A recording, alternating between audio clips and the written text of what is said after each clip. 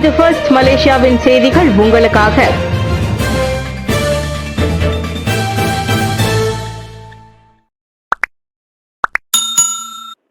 உணவகத்தில் பட்டாசு கொளுத்தி போட்ட ஆடவர்கள் மீது நீதிமன்றத்தில் குற்றச்சாட்டு. கடந்த வாரம் ஒரு உணவகத்தில் பட்டாசுகளை கொளுத்தி போட்டு நாச வேலையில் ஈடுபட்டதாக ஒரு காபி கடை பணியாளர் மற்றும் ஒரு டாம்யாம் கடை உதவியாளர் மீது பினாங் ஜார்ஜ் டவுன் செஷன்ஸ் நீதிமன்றத்தில் இன்று குற்றம் சாட்டப்பட்டது. ஜிங்சாங் ரெஸ்டாரண்ட் அண்ட் பார் உணவக வளாகத்தில் வெடிபொருட்களை, அதாவது பட்டாசுகளை கொளுத்தி வீசி அதன் மூலம் 34,800 ரிங்கெட் சேதம் மற்றும் இழப்புகளை ஏற்படுத்தியதாக இருவரும் குற்றச்சாட்டை எதிர்நோக்கினர். ஜூலை 23ஆம் தேதி காலை 5:19 மணிக்கு ஜாலான் பஹாங்கில் அக்குற்றம் புரியப்பட்டதாக நீதிமன்றத்தில் தெரிவிக்கப்பட்டது. எனினும் 32 வயது கோடெங்ஜி, 37 வயது ஜோவான் லிம் இருவரும் குற்றத்தை மறுத்து விசாரணை கோரினர். இதையடுத்து தலா 8,000 ரிங்கெட் மற்றும் ஒரு நபர் உத்தரவாதத்துடன் அவர்கள் ஜாமீனில் விடுவிக்கப்பட்டனர். செப்டம்பர் 2ஆம் தேதி வழக்கு மறு செவிமடுப்புக்கு வரும் என அறிவிக்கப்பட்டது. குற்றம் நிரூபிக்கப்பட்டால் அதிகபட்சம் 14 ஆண்டுகள் சிறை தண்டனையும் அபராதமும் விதிக்கப்படலாம். 100 ரிங்கிட் சாரா உதவித்தொகை 4,500 கடைகளில் 90,000க்கும் மேற்பட்ட பொருட்கள் கிடைக்கும். அமீர் ஹம்சா. சாரா உதவி திட்டத்தின் கீழ் வழங்கப்பட உள்ள 100 ரிங்கிட்டுக்கு 90,000க்கும் மேற்பட்ட தினசரி பொருட்களை 4,500 பதிவு செய்யப்பட்ட விற்பனை நிலையங்களில் வாங்கலாம் என்று அறிவிக்கப்பட்டுள்ளது. ஆர்வமுள்ள பல்பொருள் அங்காடிகள் மற்றும் சில்லறை விற்பனை நிலையங்களும் மைகாஷியில் பதிவு செய்து சாரா உதவி பொருட்களை விநியோகம் செய்யலாம் என்று நிதி அமைச்சர் டத்துஸ்ரீ அமீர் ஹம்சா அசிசான் கூறியுள்ளார். அரிசி, முட்டைகள், வீட்டு சுத்தம் செய்யும் பொருட்கள், மருந்துகள், பள்ளி தேவைகள் மற்றும் தனிப்பட்ட சுகாதார பொருட்கள் போன்ற 14 வகை அத்தியாவசிய பொருட்களை வாடிக்கையாளர்கள் இந்த உதவி பணத்தில் பெற்றுக் கொள்ளலாம். இந்த வாய்ப்பினை பயன்படுத்தி சிறு மற்றும் நடுத்தர வியாபாரிகள், எஸ்எம்இக்கள் அவர்களின் வணிகங்களை மேலும் விரிவுபடுத்திக் கொள்ள ஊக்குவிக்கப்படுகின்றனர். மகாதீர் மகன்களின் சொத்துக்கள் எங்கிருந்து வந்தன நிரூபிக்கவில்லை என்றால் திருப்பி தர வேண்டும். அன்வார் திட்டவட்டம். துன் டாக்டர் மகாதீர் முகமதின் 2 மூத்த மகன்கள் குவித்துள்ள சொத்துகள் தெளிவற்ற அல்லது சட்டவிரோத வழிமுறைகள் மூலம் பெறப்பட்டது என நிரூபிக்கப்பட்டால் அவற்றை அவர்கள் அரசாங்கத்திடமே திருப்பி ஒப்படைக்க வேண்டும். பிரதமர் ஸ்ரீ அன்வார் இப்ராஹிம் அவ்வாறு கேட்டுக் கொண்டுள்ளார். மகாதீரின் மகன்கள் அசாதாரண சொத்துக்களை குவித்துள்ளனர். அவ்வளவும் எங்கிருந்து வந்தது என்பது வெறும் சந்தேகத்தை ஏற்படுத்துகிறது. எனவே அவற்றுக்கான வளங்களை அவர்கள் ஆதாரங்களுடன் நிரூபிக்க வேண்டும், இல்லையில் அரசாங்கத்திடம் திருப்பி தர வேண்டும் என அன்வார் கூறினார். முன்னதாக Tan Sri Mokhzani Mahathir 1 billion ரிங்கிட்டையும், மிர்சான் மகாதீர் 246.2 மில்லியன் ரிங்கிட்டையும் தங்களின் மொத்த சொத்துக்களாக எம்ஐசிசியிடம் அறிவித்தனர். மகாதீர் முதன் முறையாக பிரதமரான 1981ஆம் ஆண்டிலிருந்து குவித்த சொத்துக்களை முறையாக அறிவிக்க வேண்டும் என அந்த மலேசிய ஊழல் தடுப்பு ஆணையம் 2023 மொக்சானி, மிர்சான் இருவருக்கும் கட்டளையிட்டிருந்தது குறிப்பிடத்தக்கது. பிரதமர் அல்லது அமைச்சரின் மகன்கள் எதற்காக அவ்வளவு சொத்துக்களை குவிக்க வேண்டும்? ஊழல் பற்றி வாய்க்கிழிய பேசும் எதிர்கட்சியினர் இந்த விஷயத்தில் மௌனம் காப்பர் என அன்வார் கிண்டல் செய்தார். தம்மை பொறுத்தவரை சீர்திருத்தங்கள் என்பது வெறும் வாய் வார்த்தை அல்ல, செயலிலும் இருக்க வேண்டும் என்றார் அவர். அமெரிக்க அதிபர் டிரம்ப் மலேசியா வருகிறார். கோலாலம்பூரில் நடைபெறும் ஆசியான் உச்சி மாநாட்டில் டிரம்ப் கலந்து கொள்வார். அக்டோபரில் கோலாலம்பூரில் நடைபெறவிருக்கும் 47வது ஆசியான் உச்சி மாநாட்டில் அமெரிக்க அதிபர் டொனால்டு டிரம்ப் கலந்து கொள்வதை அன்வார் உறுதிப்படுத்தியுள்ளார். 13வது மலேசிய திட்டத்தை இன்று நாடாளுமன்றத்தில் தாக்கல் செய்யும் போது பிரதமர் அன்வார் இப்ராஹிம் இந்த அறிவிப்பை வெளியிட்டார். ஜூலை 10 அன்று பிரதமர் அலுவலகத்திற்கு மரியாதை நிமித்தமாக வருகை தந்தபோது அமெரிக்க வெளியுறவுத்துறை செயலாளர் மார்க்கோ ரூபியோ மூலம் டிரம்பிற்கு வழங்கப்பட்ட அதிகாரப்பூர்வ அழைப்பை தொடர்ந்து இந்த உறுதிப்படுத்துதல் வந்தது. மலேசியாவுக்கு விஜயம் செய்த கட்சி கடைசி அமெரிக்க அதிபர் பராக் ஒபாமா ஆவார்.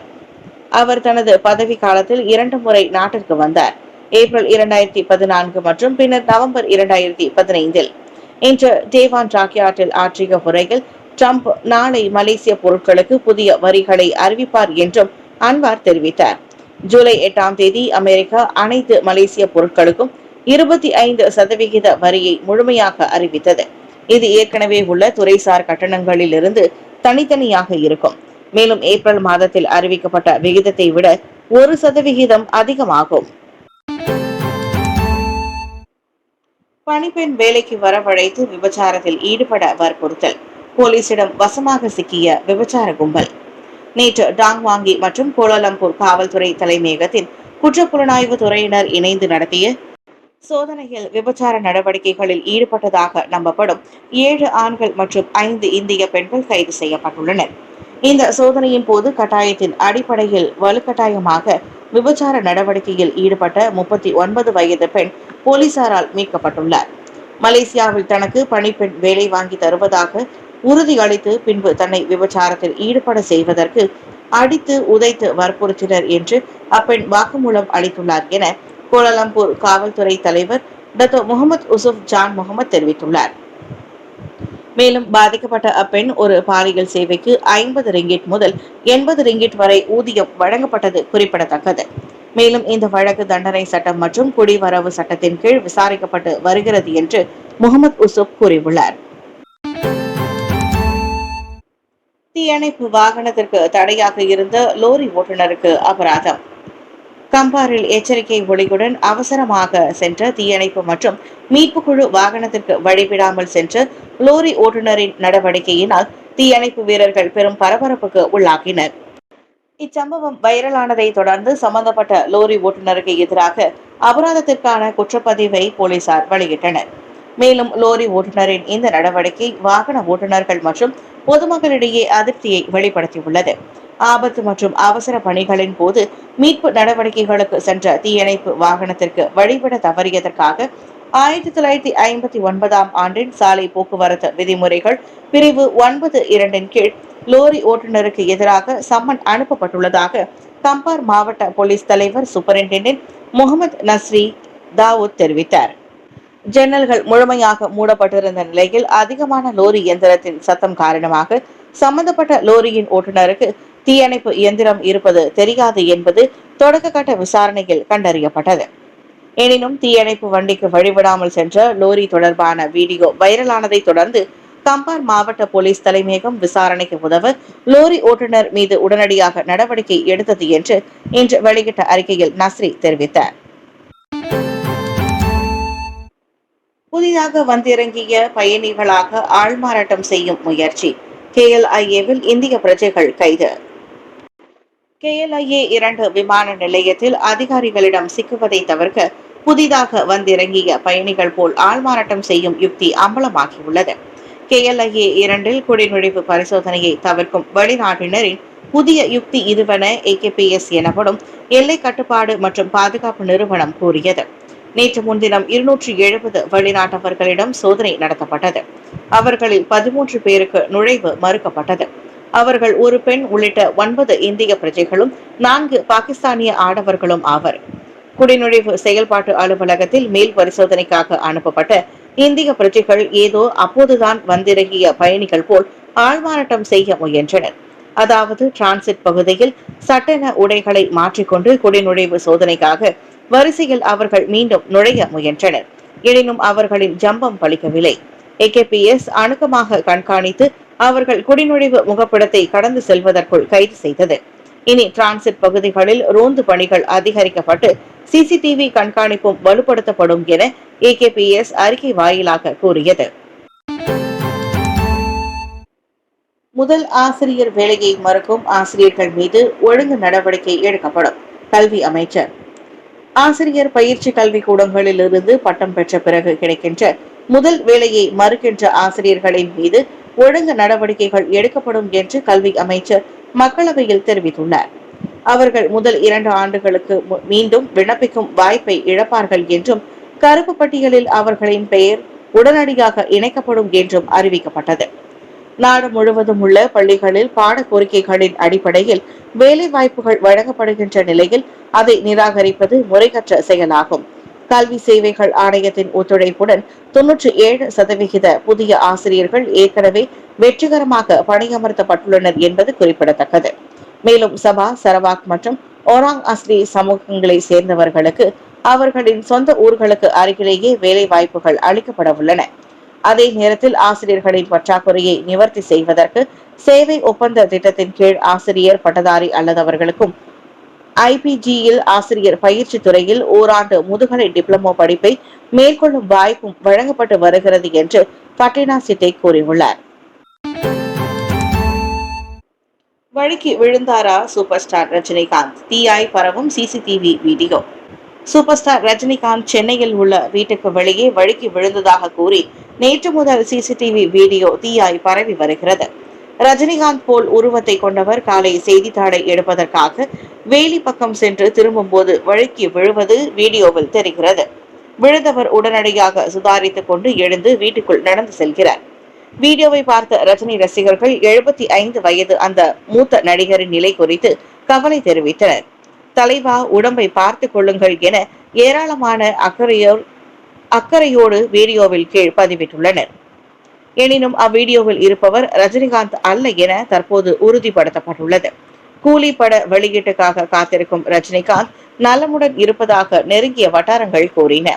வீடியோவில் இருப்பவரின் முகம் தெளிவாக தெரியவில்லை.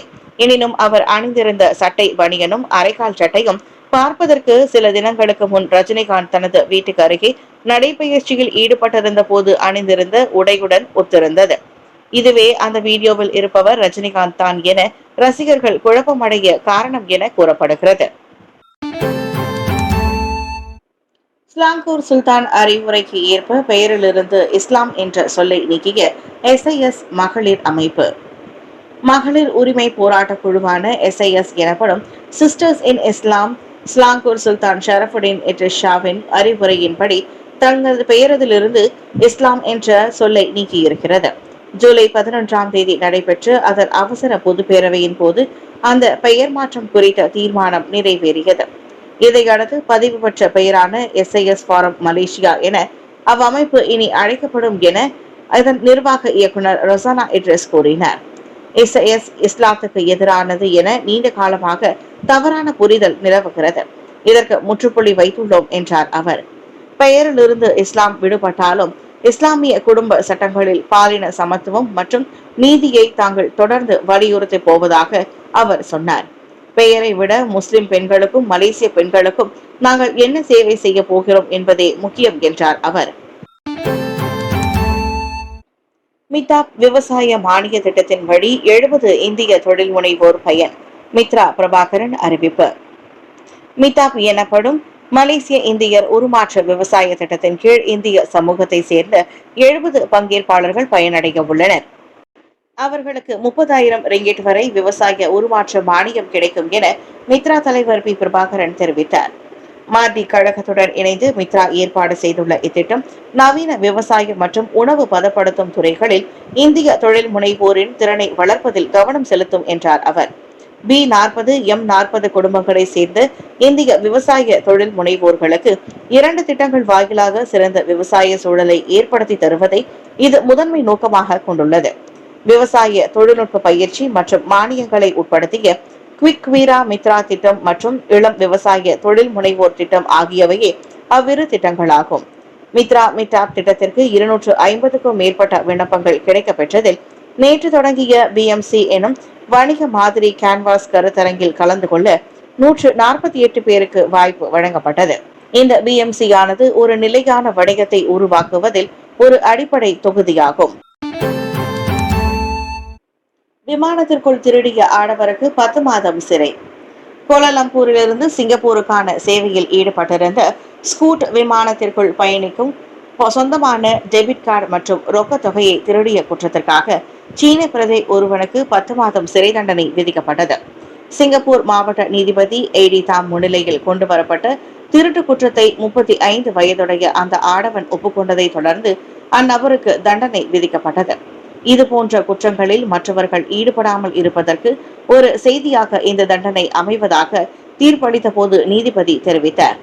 அந்த ஆடவனின் நண்பரான 41 வயதுடைய மற்றொரு நபர் மீதும் இதே போன்ற குற்றச்சாட்டு கொண்டு வரப்பட்டது. எனினும் அந்த நபர் மீதான வழக்கு விசாரணை இன்னமும் நடைபெற்று வருகிறது.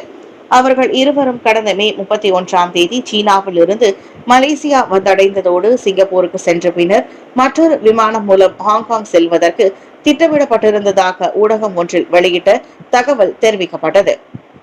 பயணிகள் இருக்கைக்கு மேலே உள்ள இடத்தில் வைக்கப்பட்டிருந்த மலேசிய பெண்ணுக்கு சொந்தமான பேக்கில் இருந்து 2 டெபிட் கார்டுகள் மற்றும் 169 சிங்கப்பூர் டாலரையும் ஜூன் 2ஆம் தேதி அவர்கள் திருடியதாக கூறப்பட்டது.